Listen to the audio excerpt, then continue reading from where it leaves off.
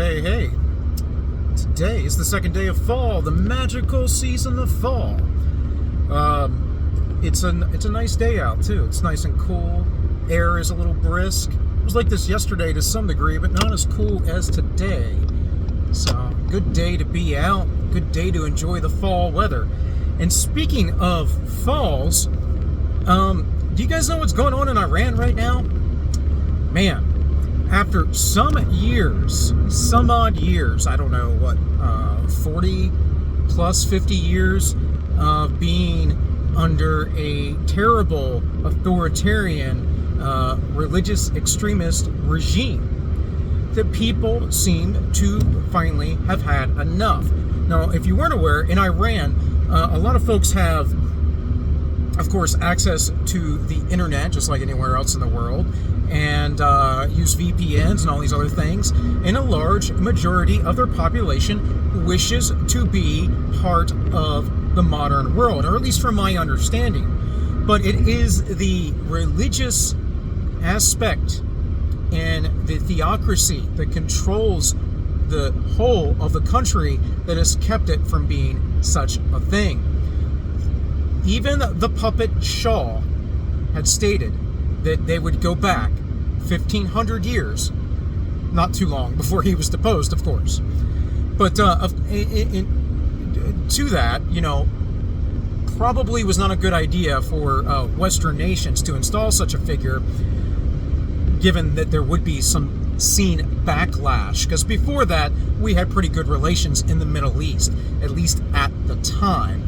But regardless of all of that, if you hadn't heard, there was a lady who was beaten to death the other week by the morality police because she did not have a hijab on. And of course, this harkens back to the idea that the feminists in the United States are basically insane and going around screaming about things that aren't real problems, first world problems, right?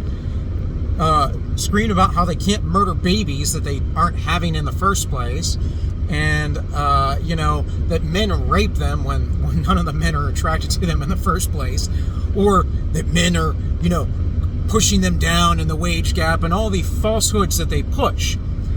On the other hand, because a woman did not cover herself up properly, she was beaten to death in Iran.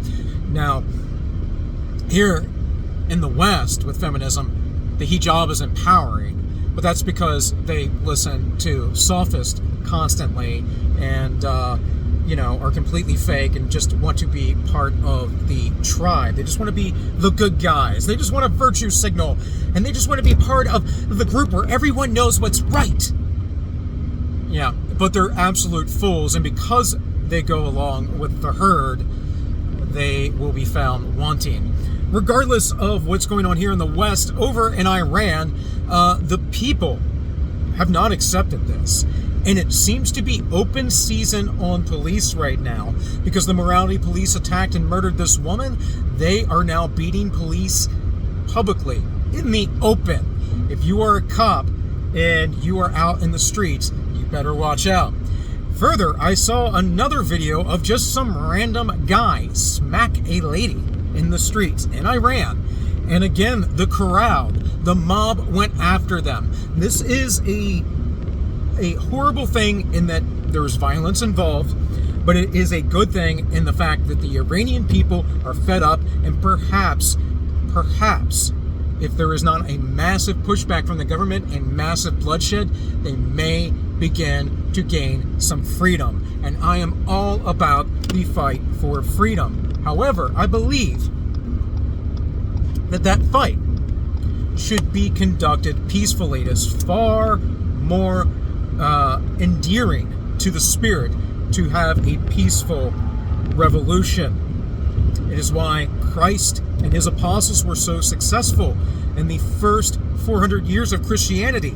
All of the ante-Nicene fathers wrote about pacifism. Something changed, and primarily as far as literature goes, as far as philosophical views, and as far as religious teachings, that changed what happened with Augustinianism, and of course on the Orthodox side, Justinianism. But that is another subject.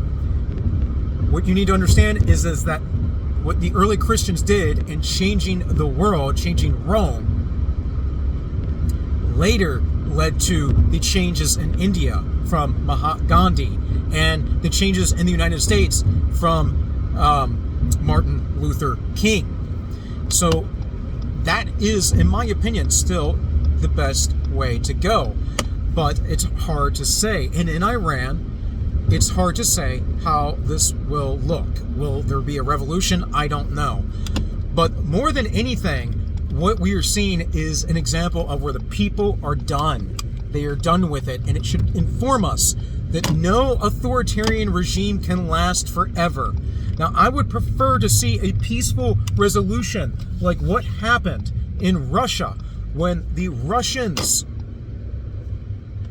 came out of the Soviet era, where they decided, all of them, more or less, because of their educations, that they just weren't going to put up with the lies anymore.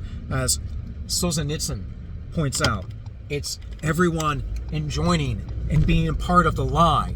And that, my friends, is the problem in the West right now. It is the problem with the synthetic society. It is the problem with the creators of the Great Reset and all of those who wish to put you in some sort of form of neo-feudalism based in some sort of fascistic, communistic hierarchy, right? This cannot last. It will last, it will happen if they have the appropriate technologies. But I don't know if that will happen. I don't know if we are doomed. I have, some belief that perhaps we are entering a second enlightenment. An enlightenment that's not just with the printing of the word and being out there, but the freedom of the information, the unshackling of it from its academies and from its gatekeepers, the freedom to learn even false things so that one can analyze and speculate. And this, in part, again, is what led to the revolution in Russia, the second revolution, right, that got rid of the Soviet system. And I believe that, in part, this is what's going on in Iran, because for a long time, it has been understood by me and the things I keep my eyes on, that a lot of the Iranian people do not like their government and reach out towards Western ideas and information, and that this one moment now might be a catalyst for them. I would hope so, and I pray so, because I yearn and hope for freedom for all people, and that includes those who aren't going to make the best decisions for themselves. I mean, they have the right to make those poor decisions. I have made poor decisions. We've all made poor decisions. It's how we learn. It's how we grow. It's how we get better. It is the denial of those things that keep us down. It is the forgetting of our sins and the unrepentance that keeps us restricted. And right now in the West, we have forgotten all about our sins. We have forgotten all about where we have come from and all about the evils of what was known as the medieval period or the Dark Ages. And we're headed back there, folks, purposefully by those who have orchestrated this great reset.